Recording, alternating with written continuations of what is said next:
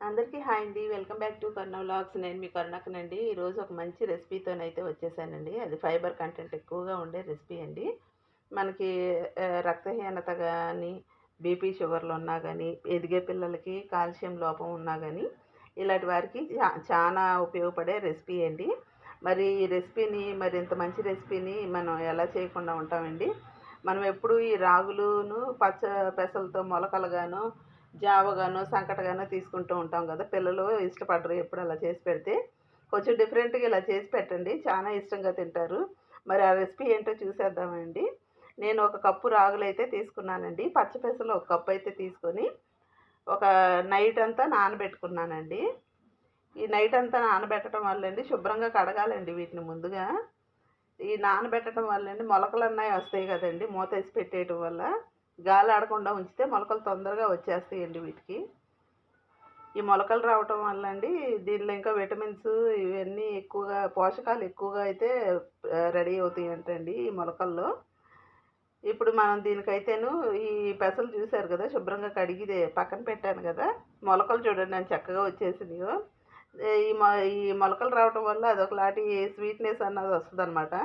ఇప్పుడు ఈ మొలకల్ని మనం మిక్సీ అయితే పట్టుకుందామండి. పెసల్ని ఇందులో మనం 2 పచ్చిమిర్చి, ఒక హాఫ్ పెద్ద ఉల్లిపాయ అయితే వేసుకున్నానండి, 2 ఎండుమిర్చి, కరివేపాకు, కొత్తిమీర, కొద్దిగా పసుపు, కొద్దిగా ఒక 2 ఆకులు పుదీనా కూడా వేసానండి.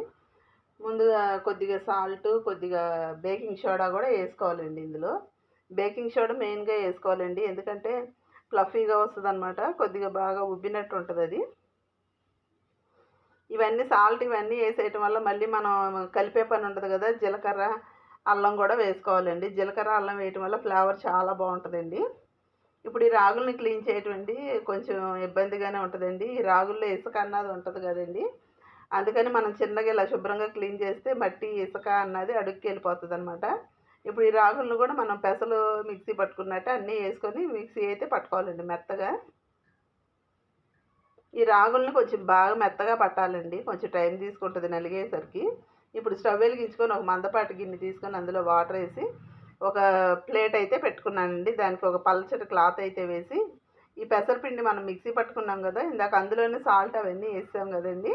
ఇంక మనం ఏం కలిపే పని ఉండదనమాట. అదొక లేయర్‌గా వేసుకొని కొద్దిగా ఆయిల్ గాని, నెయ్యి గాని చల్లుకోవాలనమాట.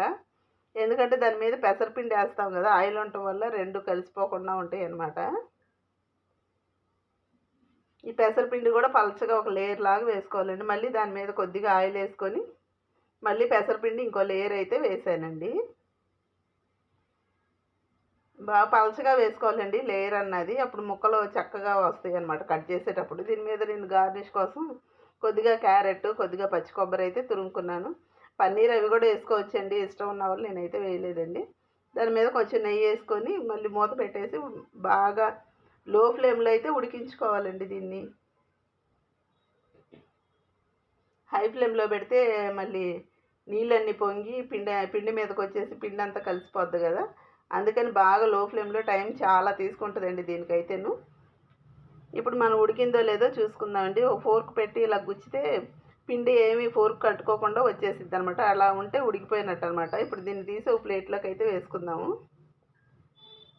చూసారు గదా ఎంత చక్కగా వచ్చిందో! ఇప్పుడు దీన్నైతేను సైడ్‌లంతా తీసేసి మనకి నచ్చిన షేప్‌లో అయితే కట్ చేసుకోవచ్చండి.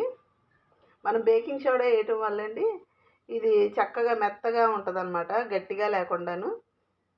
ఇలా పిల్లలు కూడా చక్కగా చేసి పెడతా ఉంటే ఇష్టంగా తింటారన్నమాట. ఇలా కలర్ఫుల్‌గా ఉండాలి కదా పిల్లలకి ఏదైనా గానీ.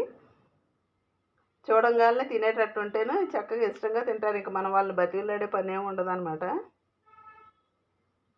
రాగి జావ తాగమంటే తాగరు కదా వీళ్ళు. రాగి జావలని, సంకట్లని ఇలా చేసి పెడితేను చాలా ఇష్టంగా తింటారన్నమాట. నచ్చిందా అండి? నచ్చినట్లయితే మీరు కూడా ఒకసారి చేసి ఎలా వచ్చిందో నాకు ఒక చిన్న కామెంట్ పెట్టండి.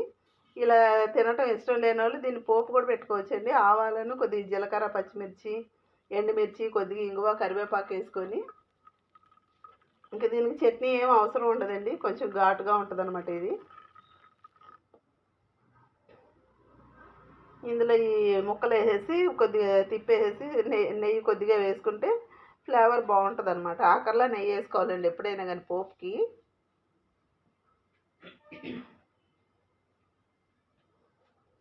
నచ్చిందండి. నచ్చినట్లయితే నా ఛానల్‌ని సబ్స్క్రైబ్ చేసుకోండి. ప్లీజ్ లైక్ చేయండి, షేర్ చేయండి, చిన్న కామెంట్ పెట్టండి. Thanks for watching.